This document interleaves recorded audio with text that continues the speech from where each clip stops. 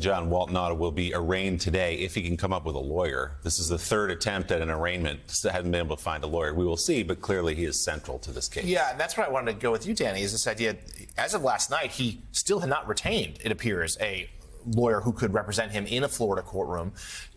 This would appear to be a stall tactic, which we've all sort of anticipated Trump and his team would utilize. So what's your sense of this? Like, is there anything that can be done to compel him to show up and to make this arraignment happen? And what's your just overarching sense of the timeline of this case? We know Jack Smith's the one who said, hey, let's move from August to December, but they're sending clear signals. We don't want to be delayed any further than December. A couple things here. Defendants will often use the hiring an attorney as a ploy to delay. It works only to a point. At some point, for example, at an arraignment, a judge might just say, look, have the public defender stand in for you. We need to move this case along. The arraignment, at least it's substantively important, but practically speaking, virtually any attorney can stand in. And that includes maybe even a public defender. Now, if I'm a federal judge in this case, I would be very concerned about just forcing a public defender on this high-profile defendant. But believe me, in state court, this happens all the time.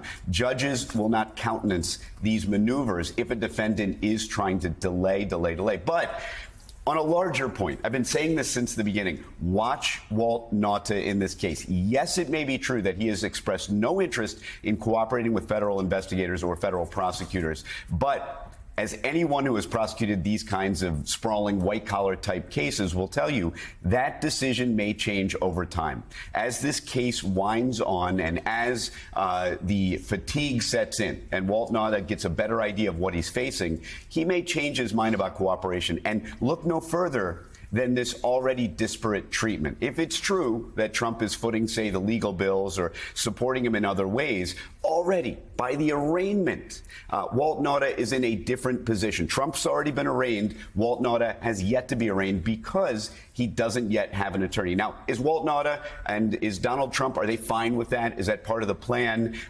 Is this no big deal? Maybe, but Walt Nauta might start thinking, hey, wait a minute.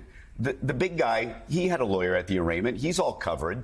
I haven't even been arraigned yet because I don't have a lawyer. And maybe he's fine with that. Okay, that's part of the plan. We're still a team. We're still a joint defense agreement. We're still together, aligned in this case.